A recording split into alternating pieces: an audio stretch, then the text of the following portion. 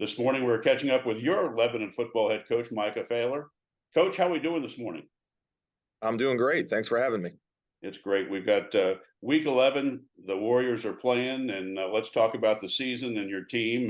But first and foremost, you're in your second year uh, running the Warriors, and as a former coach myself, your senior class is always important for each season. How important has this senior class been to this season for you? Yeah, they've been a great group. They're a lot of fun to work with, and their leadership has really developed as the season has gone on. Um, you know, Last year, my first year, there was a really strong senior group that was willing to embrace a lot of change, a lot of culture change, and I think this current group of seniors really learned from that and kind of watched that develop. And it was up to them this year to continue that on. And we talk a lot about legacy, about the legacy that you want to leave, the mark that you want to leave behind. And this group has definitely accomplished some pretty special things. Starting really week one, getting that win over Springboro hasn't happened in a long time. Being able to take down Kings, which is again, something that hadn't happened here in a long time, and closing the season off with a real emotional win over Winton Woods. So I really attribute that a lot to the seniors and their heart and their leadership. Yeah, that's great. Let me ask you this question, Coach. You had an overtime game against Loveland, and going through that process of playing overtime football in high school is a little different. When Yeah, you went overtime against Kings, since you had done that previously against Loveland and fell a little bit short, did you yeah, find that as an advantage that you'd experienced that already in that Kings game?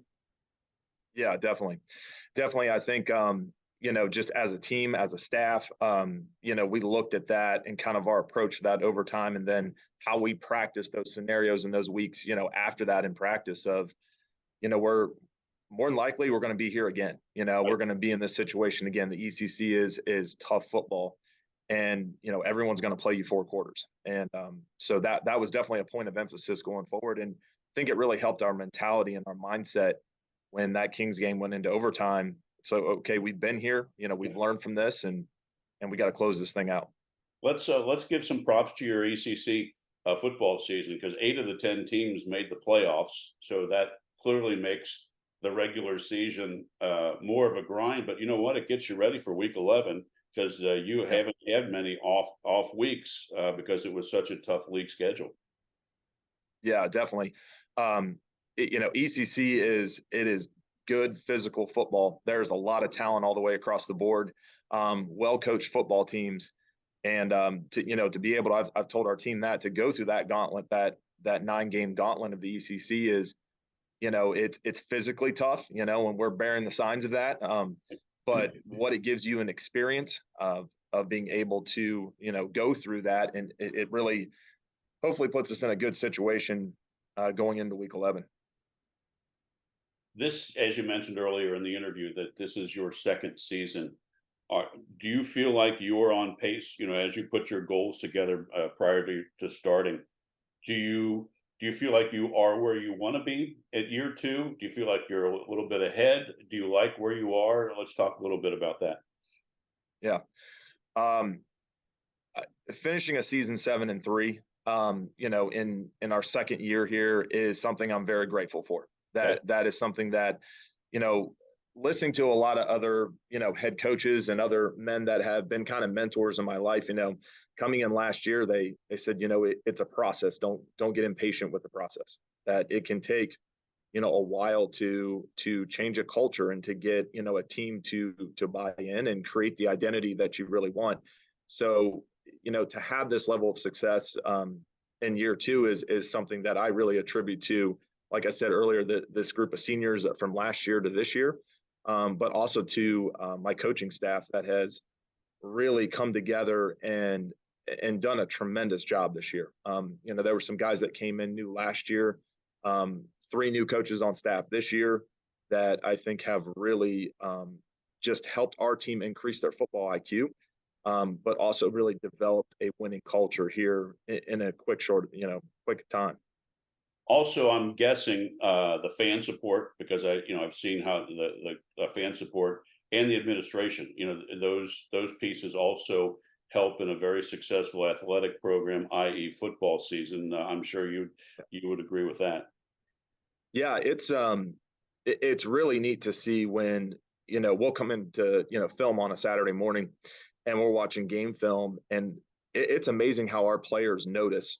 Not only are they watching the plays or stuff, but you see the sideline, in the film, and they notice that our superintendent is there on the sideline. They notice that our athletic director, our assistant athletic director, our head principal, they're all right there on the sideline. Their support, their enthusiasm, their body language during the game. It's amazing how our players notice that, and the positive effect that has on it. Yeah, that's fantastic. Let's talk football this week. Yeah. How excited are you that your first playoff game at Lebanon is a home game? That you get to host. You're hosting a game this Friday at 7. How important is that to you and your team?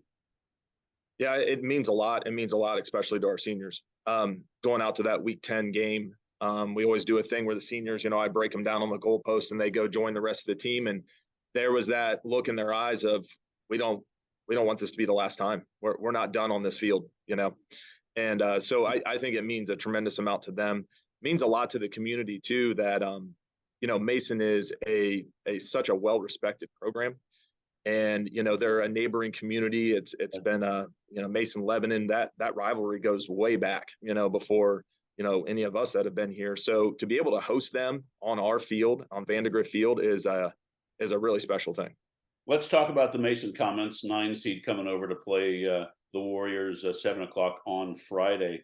What are you seeing on Huddle? What are you expecting to see from the Comets on offense, defense, special teams, Coach?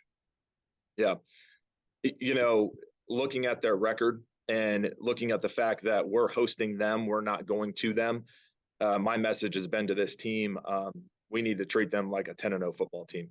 I mean, they are a really good football team. They're very solid, all 3 facets of the game.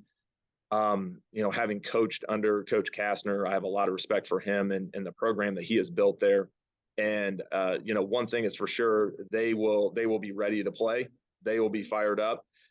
They will be very physical. They'll be very, sound in their fundamentals and the way they play, and they're a very well coached team.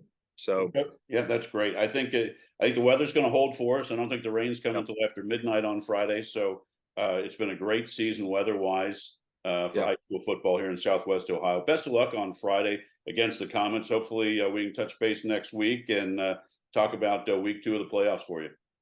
Yeah, that'd be great. Have a good day. Thanks, Coach. All right. Thank you. Thanks for having me.